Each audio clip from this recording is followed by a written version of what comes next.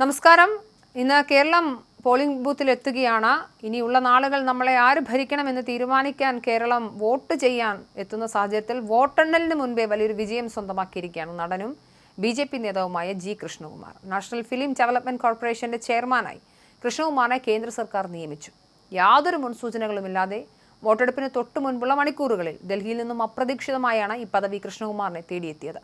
പ്രധാനമന്ത്രി നരേന്ദ്രമോദിയുടെ നേരിട്ടുള്ള ഇടപെടലാണ് ഈ നിർണായക നിയമനത്തിന് പിന്നിലെന്നത് രാഷ്ട്രീയ വൃത്തങ്ങളിൽ വലിയ ചർച്ചയായിട്ടുണ്ട്. ഒരു സൂചനയുമില്ലായിരുന്നു, ഒരു വാക്കുപോലും ആരും പറഞ്ഞിരുന്നില്ല. രാത്രി 7:00-ക്ക് ശേഷം വെറും അരമണിക്കൂറിനുള്ളിൽ നടന്ന സംഭവങ്ങളാണിവ. കേന്ദ്രമന്ത്രി അശ്വിനി വൈഷ്ണവാണ് എന്നെ വിളിക്കുന്നത്. ഡൽഹിയിൽ വന്ന് കാണണമെന്നും ചുമതല ഏറ്റെടുക്കണമെന്നും ഉടൻ തന്നെ ഉത്തരവ് പുറത്തുവരുമെന്നും അദ്ദേഹം പറഞ്ഞിരുന്നു. എന്നാൽ കൃഷ്ണകുമാർ തന്റെ നിയോഗത്തെക്കുറിച്ച് പ്രതികരിക്കുന്നത് ഇങ്ങനെയാണ്. പ്രധാനമന്ത്രി നേരിട്ട് ഇടപെട്ടാണ് ഈ തീരുമാനമെടുത്തതെന്ന് കേന്ദ്രമന്ത്രി തന്നെ അറിയിച്ചതായും അദ്ദേഹം പറയുന്നുണ്ട്. വട്ടിയൂർക്കാവ് മണ്ഡലത്തിൽ മത്സരിക്കാൻ സീറ്റ് ലഭിക്കാത്തതിലുള്ള പരിഭവങ്ങൾ തീർക്കാനുള്ള സമവായ ഫോർമുലയല്ല ഈ സ്ഥാനമെന്നും കൃഷ്ണകുമാർ തറപ്പിച്ചു പറയുന്നു. സംസ്ഥാന നിയമസഭാ തെരഞ്ഞെടുപ്പ് പ്രചരണ വേളയിൽ പാർട്ടി ഏൽപ്പിച്ച ഉത്തരവാദിത്തങ്ങൾ പരാതികളില്ലാതെ നിർവഹിച്ചതിനുള്ള അംഗീകാരമായാണ് ഈ പദവി കാണുന്നത്.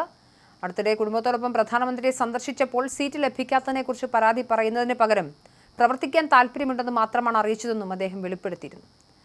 വട്ടിയൂർക്കാവിൽ കൃഷ്ണകുമാർ സ്ഥാനാർത്ഥിയാകുമെന്നുള്ള വലിയ സൂചനയുണ്ടായിരുന്നു. കൃഷ്ണകുമാറിന് പക്ഷേ ഇത്തവണ BJP സീറ്റ് നൽകിയില്ല. ഇതിനെ തുടർന്ന് വലിയ വിവാദങ്ങളൊക്കെ ഉണ്ടായിരുന്നു. അദ്ദേഹം സീറ്റ് കിട്ടാത്തതിൽ വിഷമമുള്ളതായും രേഖപ്പെടുത്തിയിരുന്നു.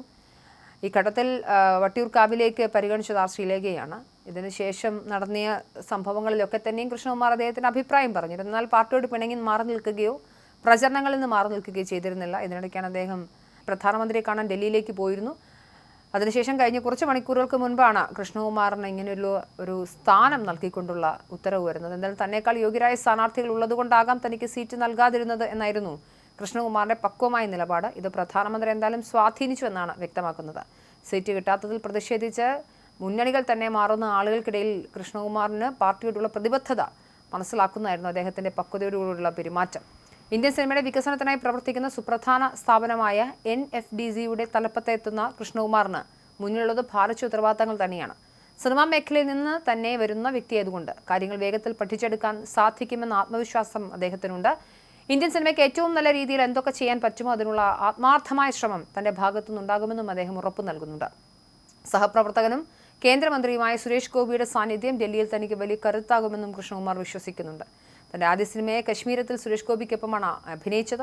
അനുഭവസമ്പന്നമായ അദ്ദേഹവുമായി സംസാരിച്ച് കാര്യങ്ങൾ ചോദിച്ച് മനസ്സിലാക്കി മുന്നോട്ട് പോകാൻ തന്നെയാണ് തീരുമാനം. തെരഞ്ഞെടുപ്പ് ഫലം എന്തു തന്നെയായാലും കേന്ദ്ര സർക്കാരിന്റെ ഉന്നത പദവിയിലെത്തിയ കൃഷ്ണകുമാർ കേരളത്തിലെ BJP ലിനിയിൽ കൂടുതൽ കരുത്തനാകും.